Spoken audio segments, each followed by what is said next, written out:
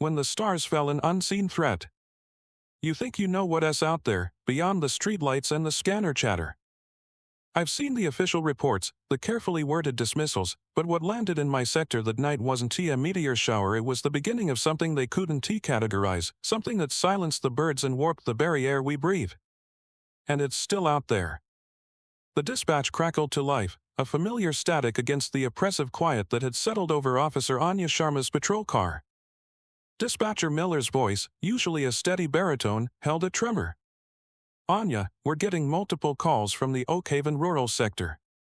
Reports of unusual atmospheric events. And the wildlife, they're saying the animals are acting strange. Like nothing before. Sharma toggled the spotlight, its beam slicing through the deepening twilight. Oakhaven. The name itself conjured images of dense woods and isolation, a place where the hum of civilization faded into the rustling of leaves. She'd done her share of responding to calls out here, lost hikers, the occasional livestock incident, but unusual atmospheric phenomena was new, even for this precinct. Anything more specific, Miller? Sharma asked, her fingers already tracing the route on her digital map. That's the problem, Anya. It's vague. Some mention lights, others say the air feels thick. And the animals, they say they're not making a sound. Complete silence. Elias Thorne, down on Old Mill Road, he said his dog's Haven T barked since sundown, and that's never happened. He's worried. Sharma acknowledged. Thorne was a pillar of the Oakhaven community, a man who knew his land like the back of his hand. If Elias Thorne was worried, it warranted a closer look. She nudged the cruiser into gear, the engine a low growl in the encroaching darkness. The drive-out was punctuated by an unnatural stillness. No crickets chirped their evening symphony, no owls hooted from unseen branches, no distant coyotes yipped their territorial warnings. It was a silence that pressed in, heavy and expectant. As she neared the Oakhaven boundary, the air itself seemed to shift. A faint, almost imperceptible hum vibrated through the chassis of her car, a sensation less heard and more felt. The trees, tall and ancient oaks that usually formed a dense canopy, appeared unnaturally still, their leaves unmoving despite a subtle shift in the breeze. Sharma pulled over, cutting the engine, and the silence became absolute, a physical pressure against her eardrums. She stepped out of the car, the gravel crunching unnervingly loud. The sky was a bruised canvas of purple and gray, with no stars yet visible. A faint, metallic tang, like ozone after a lightning strike but sharper, cleaner, hung in the air. She scanned the tree line, her hand resting on the butt of her service weapon. Nothing moved. No rustle of undergrowth, no snapping twig. It was as if the very life had been leached from the woods. Her flashlight beam swept across the forest floor. That's when she saw them. Scattered amongst the fallen leaves were fragments of something that didn't belong.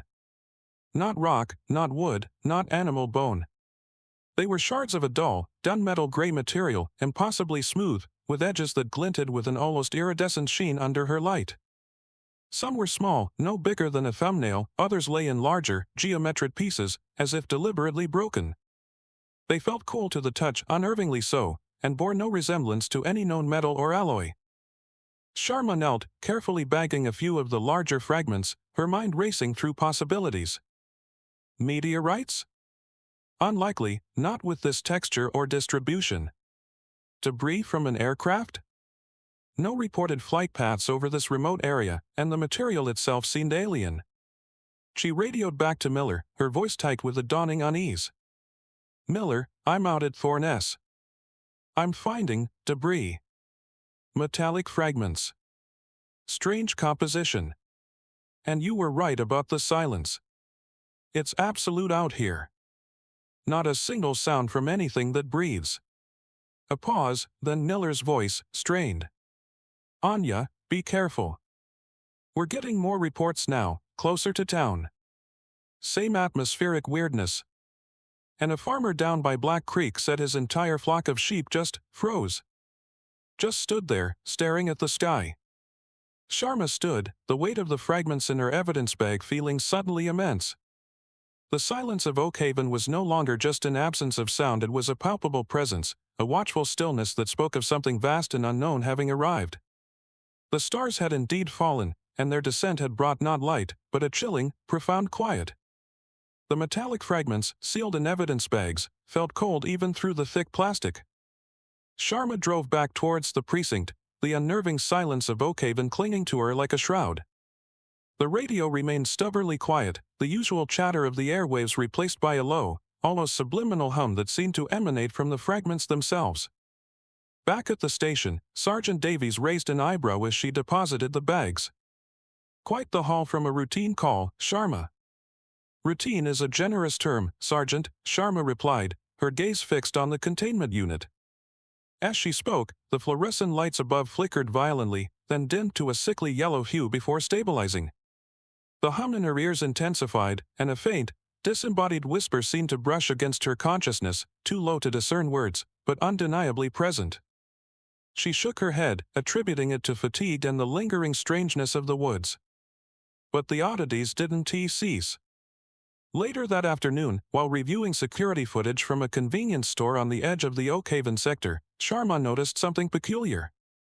A 3-second segment of the tape, capturing a customer entering the store, appeared to loop. The man walked towards the door, the image froze for a beat, then he was back where he started, repeating the same motion. It was a glitch, she told herself, a corrupted data file. Yet, the timestamp on the footage confirmed the anomaly. It wasn't a playback error, it was a hiccup in time itself. Then came the voices. Not the static-filled whispers she'd felt earlier, but distinct, personal intrusions. While processing paperwork, she heard her mother's voice, clear as day, asking if she'd eaten. Sharma, startled, looked up, but no one was there. Moments later, driving home, she heard a child's laughter, a sound so joyful and innocent it momentarily pierced the oppressive dread, only to vanish as quickly as it came. These weren't random auditory disturbances, they felt targeted, almost manipulative, playing on her personal memories and emotions. Sharma knew she was treading into territory far beyond standard procedure. She needed someone with a different perspective, someone who wouldn't dismiss her observations as the ramblings of an overstressed officer. Her thoughts immediately went to Detective Ben Carter. Carter was a legend in the department, a man who had seen more than his fair share of the bizarre, and, crucially, had retained a healthy dose of skepticism that often served as a necessary anchor in inexplicable situations. Had been with the force for 20 years, a seasoned investigator whose pragmatism was as sharp as his intellect. Had probably rolled his eyes at her description of temporal glitches and phantom voices, but he also wouldn't brush her off entirely. She found Carter in his usual haunt, a cluttered office smelling faintly of stale coffee and old paper, poring over a cold case file. He looked up, a flicker of mild annoyance at the interruption. "Sharma. What can I do for you? Hope it's not another lost cat the size of a German shepherd." Sharma ignored the jab. "Detective Carter, I need your eyes on something. Something unusual." She recounted the events of the past day, from the Oakhaven call to the fragments, the silent woods, the flickering lights, the Luke security footage, and the phantom voices. She presented the bagged fragments, her voice steady, her tone strictly repertorial. Carter listened, his expression unreadable, his gaze occasionally drifting to the evidence bags with a professional detachment that belied a growing curiosity. When she finished, a heavy silence descended, broken only by the distant siren of a passing ambulance. Carter leaned back in his chair, his fingers steepled. "Temporal distortions, Sharma? Disembodied voices? That's a leap, even for Oakhaven." He picked up one of the bags, turning it over in his hand. "This material, the will give you that. Never seen anything like it." He paused, his eyes narrowing. "These disturbances you're describing, they're not affecting everyone, are they? Just you, and a few others?" Sharma nodded. "That's what it feels like. Like it's looking for something, or someone." Carter sighed, a sound of weary resignation. "All right, Sharma. You've got my attention. Let's take another look at that footage. And maybe we can take a drive out to Oakhaven. They'll bring my own brand of skepticism, and you can show me exactly where the void is whispering."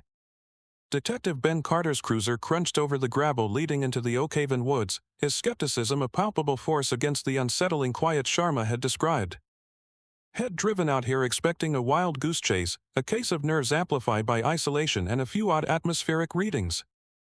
Sharma, sharp as she was, had a reputation for thoroughness, but temporal distortions and whispers from the void were usually reserved for bad science fiction, not precinct reports.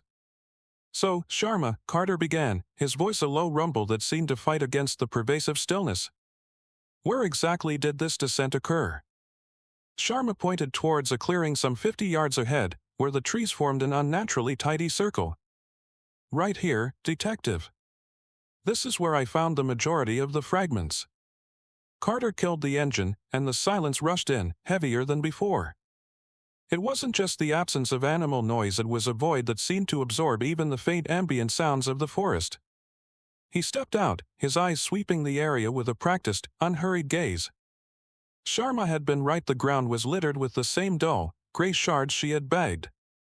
He knelt, pulling on a pair of nitrile gloves. Let's have a look, then. He picked up one of the larger pieces. It was cool to the touch, unnervingly so, as if it held an internal chill that defied the mild autumn air.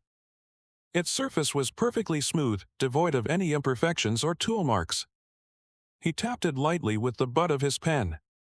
There was no discernible resonance, no clink or dull thud, just a soft, almost absorbent contact. Not metal, not ceramic, he mused, more to himself than to Sharma. Feels dense. Almost too dense. Sharma presented her field notes, detailing the localized temperature drops Shed recorded and the odd static interference that had plagued her radio. Carter skimmed them, his brow furrowed. Localized temperature drops? Static? Could be atmospheric pressure changes. And the silence could be birds seeking shelter from an approaching storm, or some natural phenomenon that's affecting their migratory patterns. He was still hedging, still searching for logical explanations, but his tone lacked its earlier conviction. He then directed her to one of the looped security camera clips had reviewed on his tablet. The uncanny repetition of the man's movements, the 3-second stutter, made Carter's lips thin. That's peculiar. Probably a corrupted file on the camera's end. Happens more than you'd think with older equipment. But it was consistent across the recordings from that specific camera, detective. And the timestamps were accurate, Sharma countered, her voice firm. And I experienced similar occurrences myself. A moment where I felt like I was reliving the last few seconds. Carter was quiet for a long moment, his gaze fixed on the fragments scattered around them. He then picked up another piece, larger this time, its shape suggesting it might have been part of a larger, more complex structure. As he held it, he noticed a faint, almost imperceptible vibration emanating from it. It wasn't mechanical, it felt organic, like a pulse. He brought his ear closer. A faint, high-pitched whine, so subtle it was almost a ghost of a sound, seemed to emanate from within the material itself. Hear that? He asked Sharma, holding the fragment towards her. Sharma tilted her head. At first, nothing. Then, as she focused, she could detect it, a faint, almost melodic thrumming, a sound that felt alien and deeply unsettling. It wasn't like any engine or natural frequency Shed ever encountered. It seemed to resonate not just in her ears, but deep within her bones. It's alive? Sharma whispered, the question hanging in the heavy air. Carter shook his head slowly, his pragmatic facade beginning to crack. Not alive. Not in any way we understand. But definitely not inert. He gestured to the scattered fragments. Look at the distribution, Sharma. They're not random. There's a pattern here. A deliberate dispersal. As if something was dropped, intentionally, over a specific area. His eyes scanned the surrounding woods, a new and profound unease settling upon him. The silence, the weird atmospheric conditions, the fragments that vibrated with an alien pulse, it all pointed to something far beyond a simple terrestrial event. Back at the precinct, the evidence of Oak Haven was meticulously catalogued. The metallic fragments, now securely stored in a Faraday cage to mitigate any residual energetic output, were subjected to preliminary analysis by a hurried technician from the forensics lab. The results were, as expected, inconclusive. The material defied classification, its composition an anomaly that baffled their standard spectral analysis equipment. Carter, his earlier skepticism eroded into a sharp, focused concern, felt a knot tighten in his stomach. This was no mere prank or natural disaster. Sharma, meanwhile, was poring over the data shed collected from her patrol car's environmental sensors and the security footage from the convenience store. Shed isolated the segments exhibiting the temporal anomalies, attempting to find a pattern, a rhythm, anything that might explain the stuttering reality. The whispers, too, were a constant, unnerving presence in her mind, a low hum that seemed to mock her attempts at logical deduction. Carter found her hunched over her terminal, her face illuminated by the flickering screen. "Anything?" he asked, his voice quiet. Sharma looked up, her eyes tired but sharp. "The anomalies aren't random, detective. The security footage loop, the brief moments where time seemed to skip. I've mapped them. They're not just isolated incidents. They seem to align with the locations where the fragments were found, and even with the reports of unusual atmospheric activity." She gestured to a map overlaid with various data points. "Look. The dots here represent the fragment locations. The clusters here indicate the areas with the most intense atmospheric readings. And these other markers? They correspond to where I experienced the sensory distortions." Carter leaned closer, his professional detachment replaced by intense scrutiny. He saw it immediately. A deliberate, almost geometrical spread. It wasn't the haphazard scatter of a meteor shower, nor the chaotic fallout of the downed aircraft. This was methodical, precise. As if something had been deliberately seeded across the landscape. He then remembered the faint, resonant hum emanating from the fragments. "The fragments," he said, his voice low. "They were emitting a frequency, weren't they? Faint, but detectable." Sharma nodded. "Yes. And my sensors picked up unusual radio wave activity in Oakhaven, not broadcasting, but more like residual energy. Too faint for standard channels, but it was there." This was the breakthrough. Carter, with his background in organized crime, understood the significance of pattern and communication. If these fragments were part of something larger, then perhaps they were transmitting or receiving.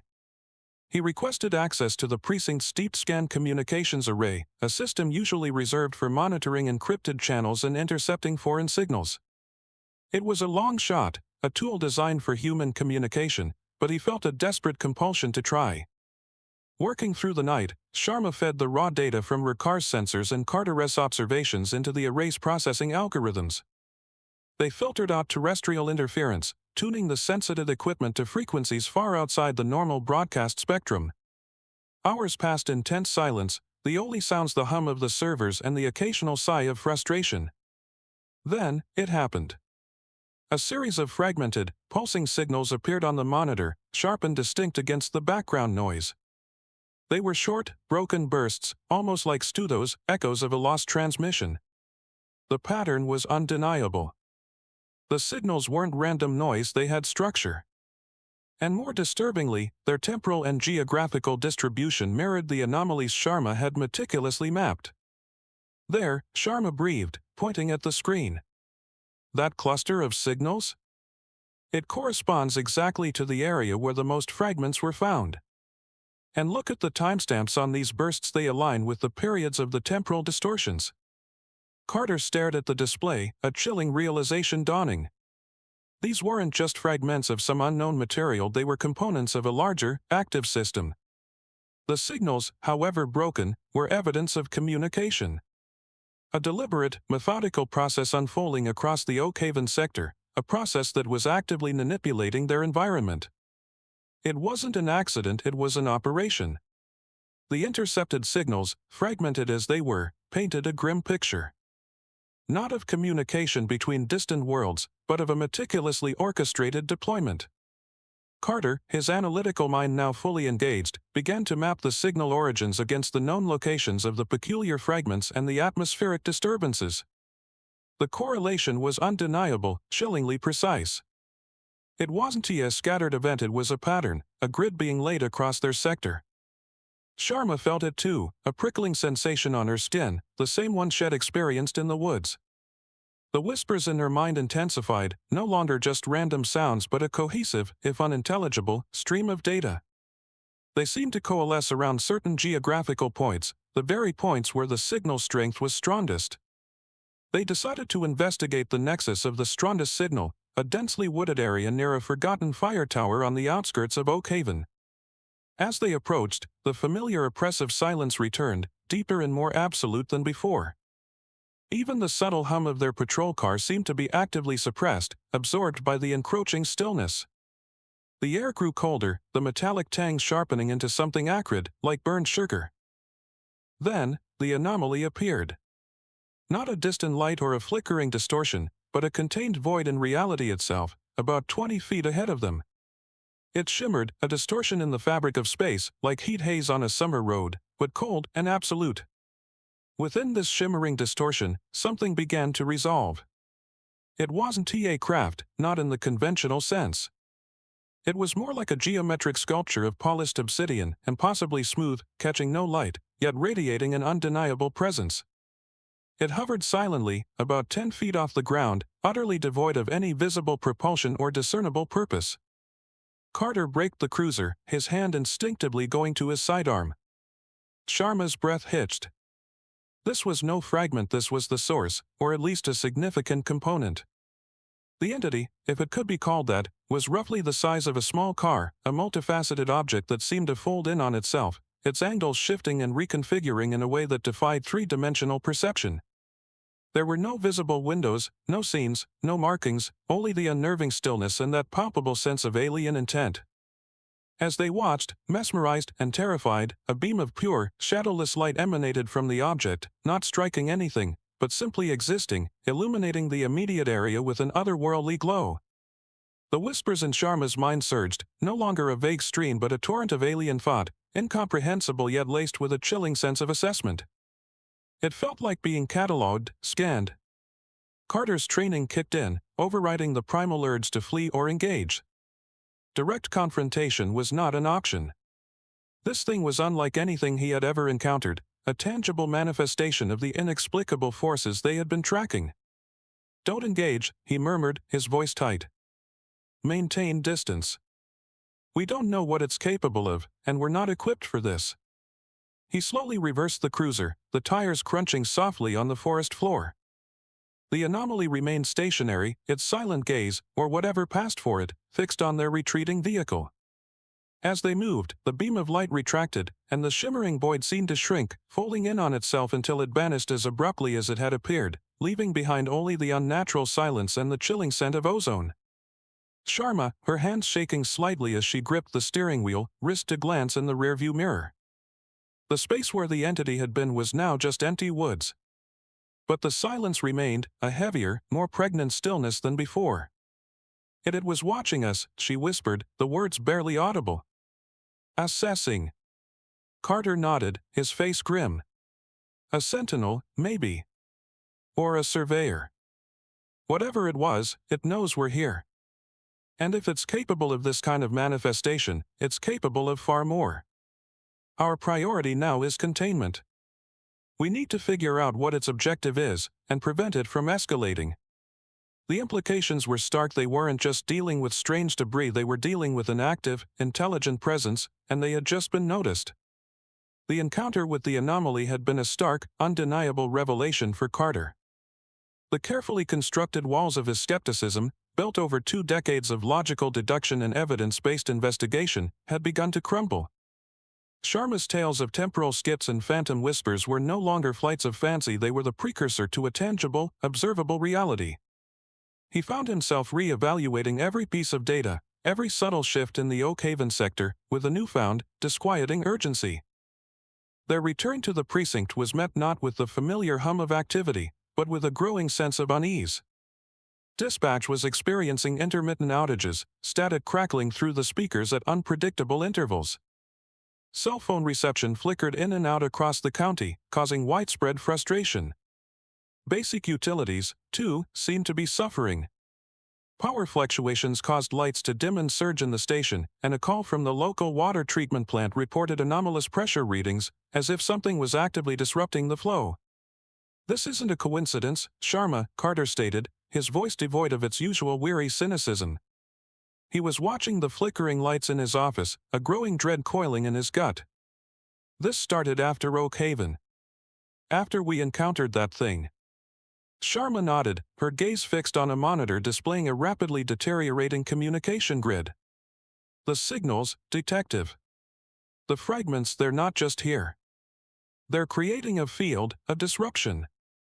It's like the veil between our reality and something else is thinning." They worked through the night, their efforts shifting from analysis to damage control. They tried to reroute communications, bypass malfunctioning systems, and contact emergency services in affected areas, but each attempt was met with further disruption. It was as if a subtle, insidious force was systematically unraveling the very fabric of their connected world. Reports began filtering in of traffic lights malfunctioning in unison, causing gridlock on main arteries, and ATMs spitting out incorrect denominations. The anomalies were no longer confined to the remote woods of Oak Haven, they were seeping into the everyday, eroding the foundations of societal order. Carter, a man who always had a logical explanation for everything, found himself adrift in a sea of the inexplicable. Had always prided himself on his ability to cut through the noise, to find the hard evidence. But what evidence could be gathered for a reality that seemed to be actively rewriting itself? He saw the fear in the eyes of his colleagues, the growing confusion and panic on the faces of the civilians caught in the cascading failures. This wasn't just about a few strange fragments anymore, it was about the potential collapse of everything they worked to protect. He remembered the Sentinel entity, its unnervingly silent observation. It hadn't been an attack, not in the traditional sense. It had been a prelude, a reconnaissance. And now, the consequences of that reconnaissance were manifesting, not as a direct assault, but as a creeping, insidious disarray. The implications were vast, terrifying. If this disruption was deliberate, then it suggested an intelligence, a purpose, that was far beyond their comprehension and preparedness. "We need to inform command," Carter said, his voice firm, the last vestiges of doubt purged by the tangible evidence of chaos unfolding around them. "Not just the usual channels. They need to understand the scale of this. This isn't a localized incident. This is an incursion." The word, once reserved for fictional narratives, now carried the stark weight of truth. The cracks were widening, and the implications for wider society were becoming terrifyingly clear. The cascading failures were no longer localized annoyances, they were a creeping paralysis.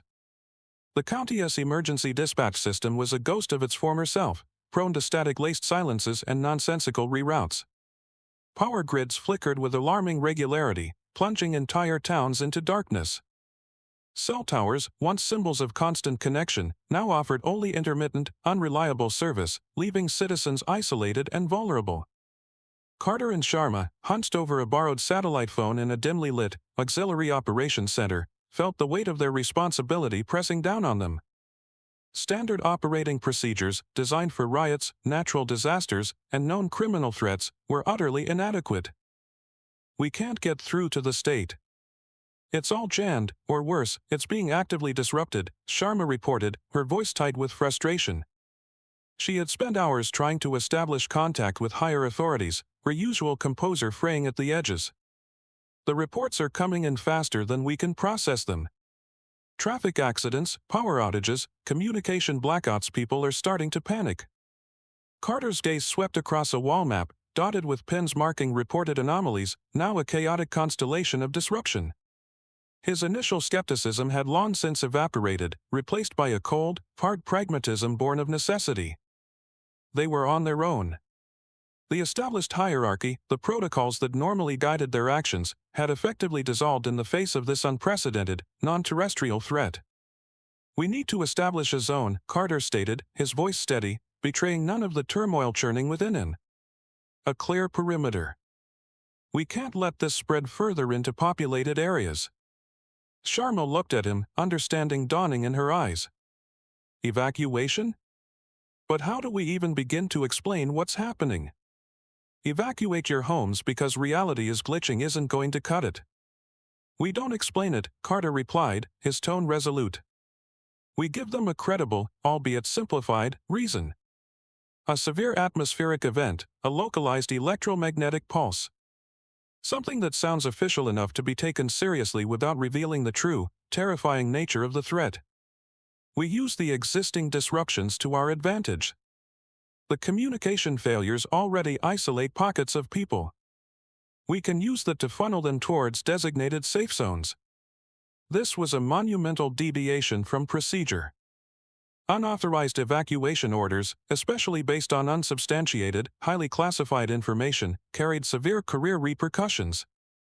But the alternative, allowing citizens to remain exposed to whatever forces were at play, was unthinkable. Their oath was to protect and serve, and that duty now extended to shielding them from the incomprehensible. "We'll need to commandeer resources," Sharma added, already mentally running through contingency plans. "Vehicles, communication equipment, anything we can get our hands on. And we'll need to establish a clear chain of command on the ground, even if it's just us and a few trusted officers." Carter nodded, the decision solidifying within him. "I'll handle the resource acquisition. You coordinate with the officers you trust. We'll need people who can think on their feet, who won't be paralyzed by the inexplicable. We establish a perimeter around the affected areas, and we begin a phased evacuation. No one goes back in until we understand what we're dealing with." Their actions were a gamble, a calculated risk that could jeopardize their careers. They were stepping outside the established legal framework, operating on instinct and a desperate need to act. But as they began to mobilize, calling in a handful of trusted, long-serving officers who had proven their mettle in less extraordinary circumstances, a sense of grim purpose settled over them. They were the first responders to a threat that had no precedent, and their primary objective was no longer law enforcement, it was survival, not just for themselves, but for everyone caught in the encroaching darkness. The veil had been breached, and they were the ones left to hold it together, however imperfectly. The aftermath was a surreal tableau of order reasserted over chaos. The unauthorized evacuation orders, initially met with confusion and resistance, had ultimately proven effective. By leveraging the existing communication failures to their advantage and presenting a credible, albeit fabricated, explanation of a severe electromagnetic event, Sharma and Carter had managed to shepherd the affected populations to safety. The tangible disruptions, the flickering power, the erratic communications, had gradually receded, leaving behind a hushed, unnerving quiet. The veil, it seemed, had snapped shut, sealing away the encroaching strangeness. Yet, for Sharma and Carter, the silence was more deafening than the preceding pandemonium. The immediate danger had passed, the immediate threat contained, but the gnawing questions remained. What were those fragments? What was the nature of the entities that deployed them? And why Oak Haven? The answers were as elusive as smoke, lost in the void from which they had briefly emerged.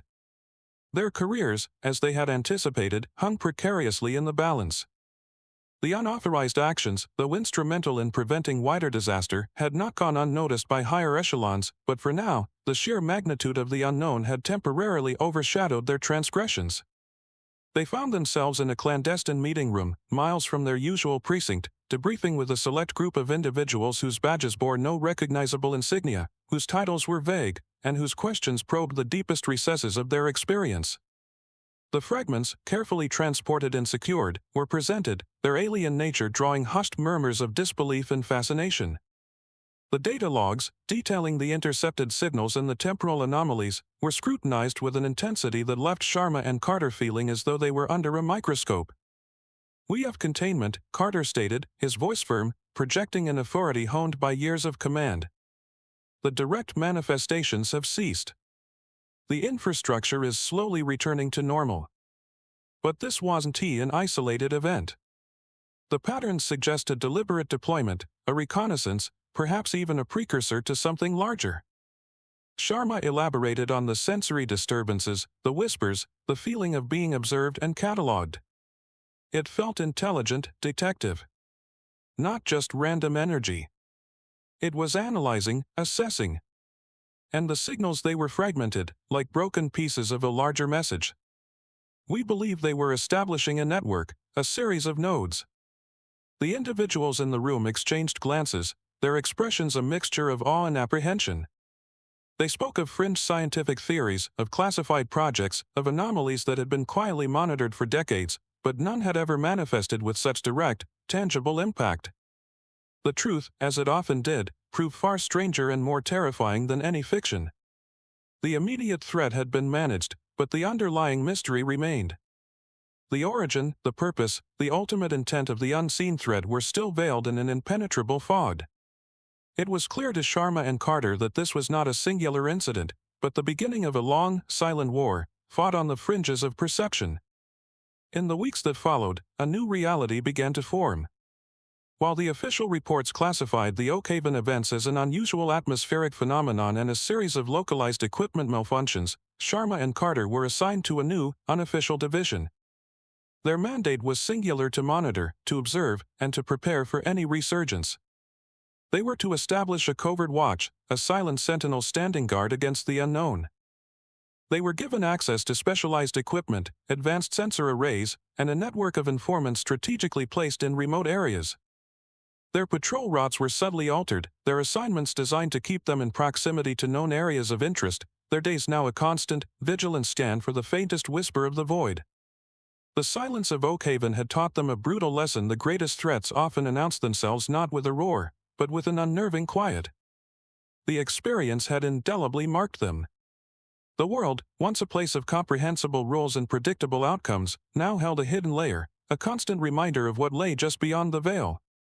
They saw it in the flicker of streetlights, heard it in the static on the radio, felt it in the subtle shifts of atmospheric pressure. The steadfast watch they maintained was not just a duty, it was a penance, a silent promise to the people they had sworn to protect, a promise to stand ready, even when facing shadows that defied understanding. You thought you knew what lurked in the shadows, but the truth is often far stranger than any official report can capture. We saw the stars fall, not as celestial wonders, but as the harbinger of a silence that can swallow worlds, a silence that asks more questions than it answers. It's a reminder that the line between the known and the unknown is thinner than we dare to believe, and duty calls even when the threat defies all understanding.